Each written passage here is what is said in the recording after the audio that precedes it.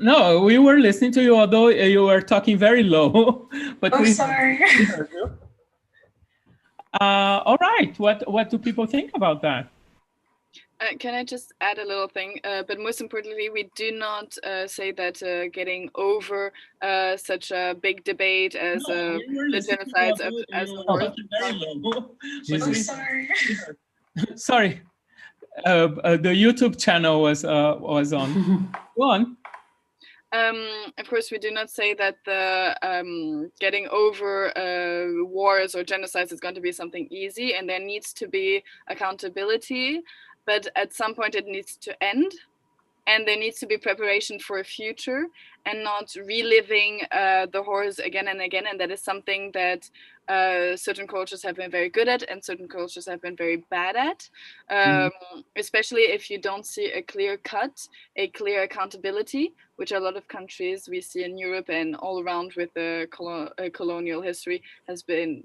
A lot of countries have been very bad at it. And if we look at France and Germany, how they have surmounted their issues, creating 2 world wars, and then becoming the 2 main pillars of the European Union, you can see that even through having lost many people through horrible wars, there's still potential for this growth, but that only comes if there's a mutual agreement, and we're pushing for that, basically. Yeah. Well, I like what you say, because there needs to be some accountability, right?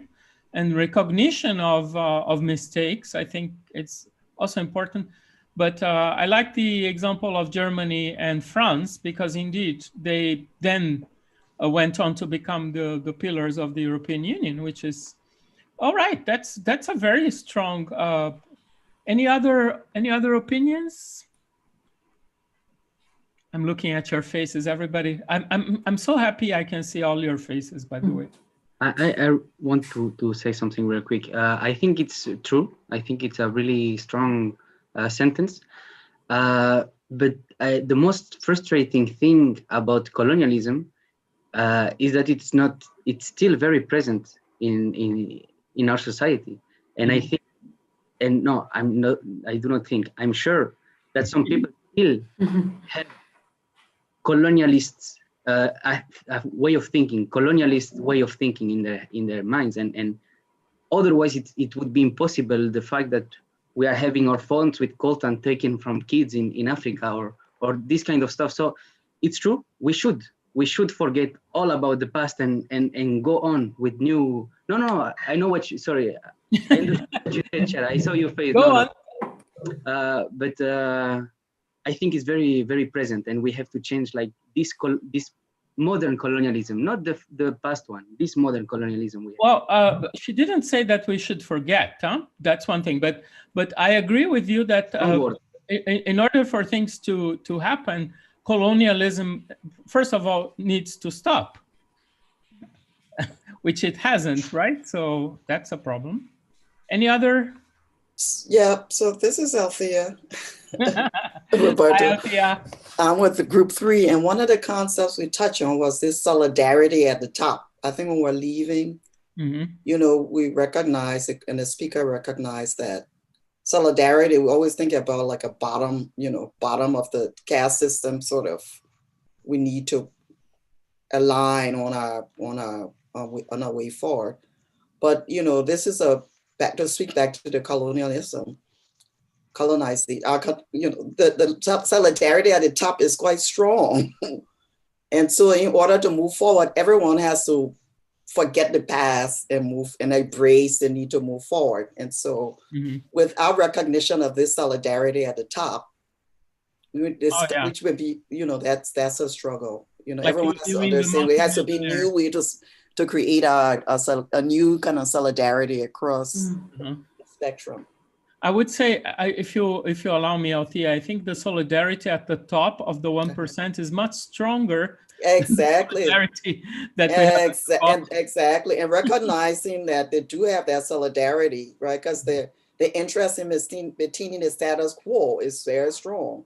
Yeah. And so, we always see at the bottom, the top telling the bottom will move, let's keep moving forward. But that solidarity, which aligns across continents, as you may know as well, it's not just in countries, it's quite strong. All right. Luz or Caroline? Yes. Yes, I see also a very nice topic. Like it's cross. I see it in different groups, but maybe we can check a breakout room 4. They talk about this bottom up versus top down, and I think that maybe they can say something about that. They talk about how the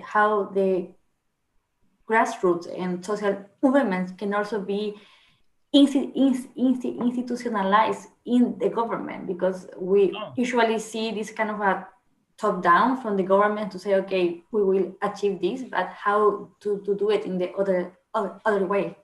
Yeah, group room 4. Can yes, you room 4?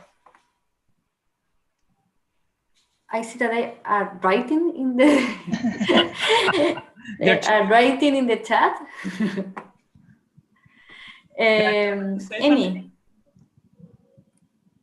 or you can also say something about any other part of your statement. Yes, we were discussing because we at the beginning we didn't agree completely about what solidarity was and how solidarity should be part of our cities, of our societies. If it was just because we said that it's something that starts from the beginning, from the people sharing among each other.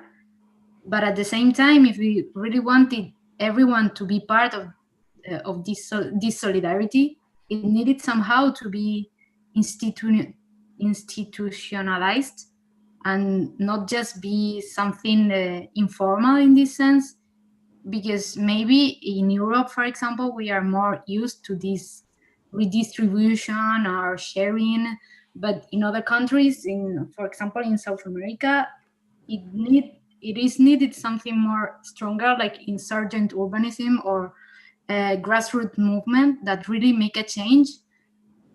Yeah. But that was what we wanted to somehow develop. I don't know if the rest of the members of my group agree with me. I want to say something very briefly, just considering the learnings of these experiences to make it part of more democratic institutions. When a grassroots movements fight against the state for a more horizontal relationship, that learning of that process can be included in that institution.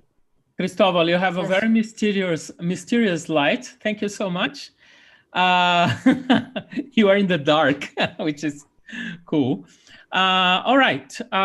So we need to think, and I think my students are not going to be too offended when I say that sometimes they think that bottom up is always better than top down, and I think that's not the case, right? Sometimes we need some top down as well to make things more systemic. Any other parts? Yeah, well, I saw something, I can't remember now in what group it was, but speaking about the spatial elements. So maybe... Yeah, sorry. There, here, breakout room 19. We look toward creating more common third spaces that are safe and inclusive. Can you elaborate on that? Maybe if Ellie, Christiana, Ru, Julia. It's difficult because they are probably saying, who is going to speak? Yeah, I find it really, really interesting. Also, the way it is phrased. Such a different communities can dwell and interact. I'm really curious how you envisage those spaces will look like.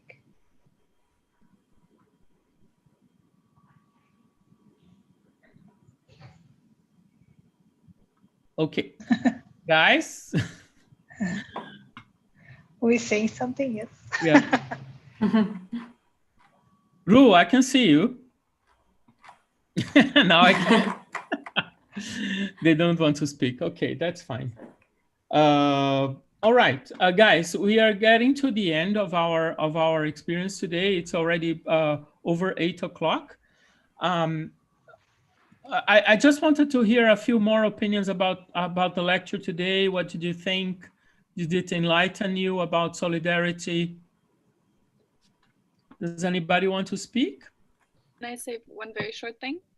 Sure, go on.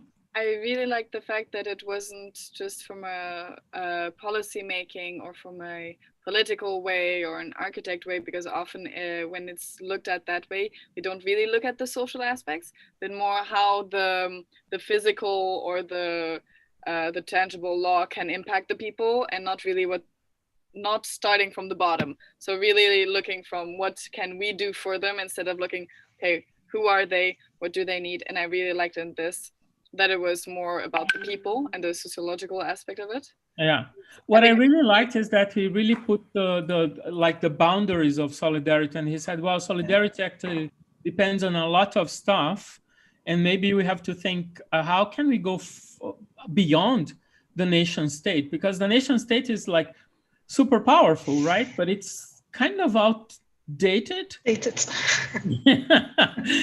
So another thing that I heard someone say in the chat and here is that we need to decolonize our mind. So going back to that idea of decolonization and accountability, not to forget, but to find new visions for the future. First, we need to decolonize our minds as well. We are very, very colonized here, and how we think about the future, right? So yeah. Any other opinions, or you want to say something?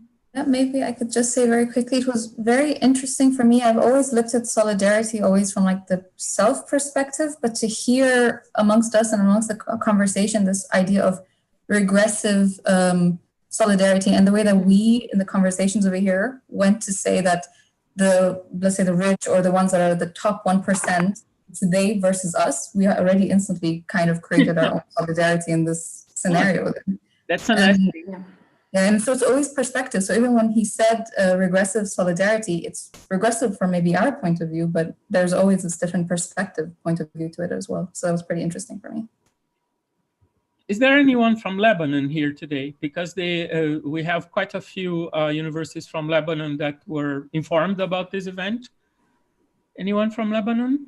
Hi, I'm Lebanese, but I'm talking to you from Rotterdam. So you're our neighbor. Can you say something about solidarity, with what's going on in Lebanon right now? Yes, I think that the main reason why we are like kind of overcoming this, the explosion especially, is the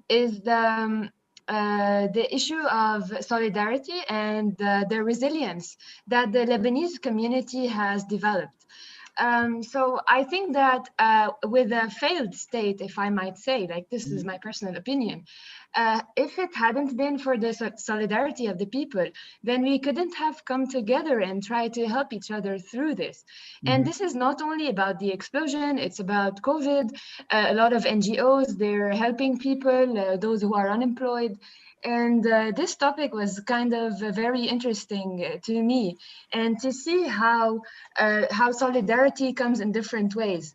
And the most striking one was the shared enemy. And that is also like the situation. It can also be the enemy. So I think that it was impressive. Yeah.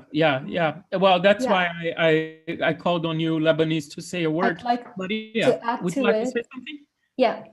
Yeah, because as Angie said, we have a sort of failed state that didn't do anything until now to rebuild the city. So we, as the people, we were there on the streets the next day, the explosion, just cleaning up the streets. That was the first thing we would do.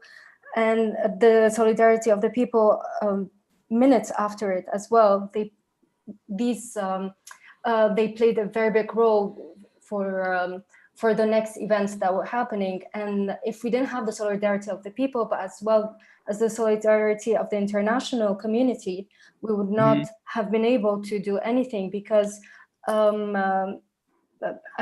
believe that it's very important to have an international look to make maybe some problems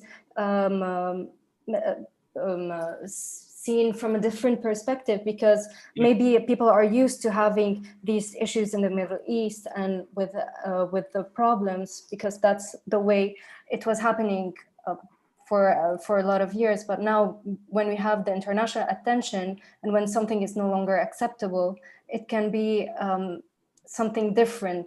It can take another perspective of it. That's what was happening when we had. Thank you so much.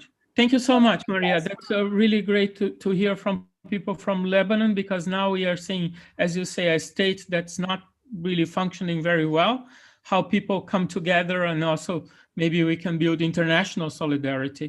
I would like to invite somebody from the United States, if you want to talk about solidarity in your country that is so divided right now between half of the voters voted for Trump, half voted for. Does anyone want to say something? Good afternoon. So I want to speak about that, because actually I did speak about that in our particular breakout room, as I was the only person in the United States. This is the idea that we have solidarity in such small pockets when it comes to like big issues like civil rights and human rights is really interesting. You know, equality shouldn't be such a divided subject as it is. You know, how we have, for example, like how shared norms are not necessarily as widespread as you would want them to be.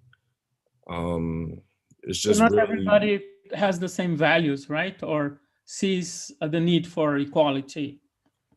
Yeah, correct. Like I was saying, how America is so individualistic overall. You know, people really hold on to their own beliefs more than try to accomplish a common good, in my eyes, at least. I feel like, you know, there's a shrinking common ground when it comes to you know, solidarity here.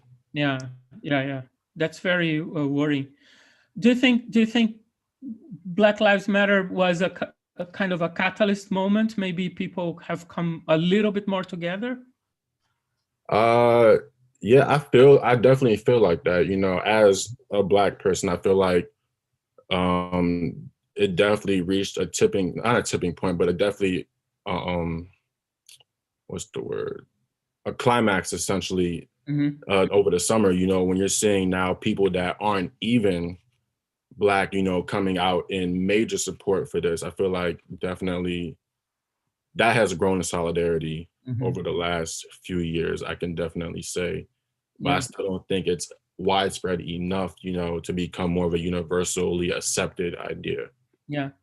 Well, thanks so much. Anyone wants to say something? We need to conclude.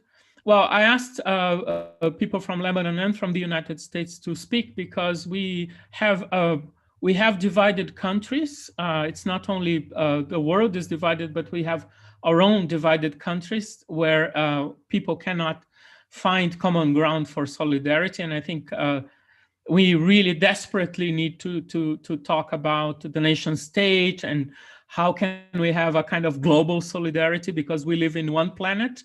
And despite the fact that people are going to Mars, we are still here for quite a while and we are not going anywhere. So we have this one planet that we have to take care. Guys, it's already 12 after 8. This was our longest session and people are starting to leave. So I want to conclude. Thank you so much for being here. Don't forget that next Monday, we have our last session with 2 speakers. And I hope we are not, next time we are not going to have breakout rooms. We are just going to have a conversation about everything that happened and everything that we learned together. So I thank you so much. If you have any questions, please don't hesitate to write.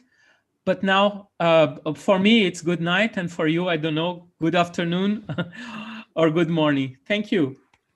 Thank you. Thank you very much. Thank you. Bye. Thank you. Bye, guys. Ciao. Thank you. Bye. Ciao. Bye-bye. Oh, bye. Yes, we are going to have Tainá de Paula next week.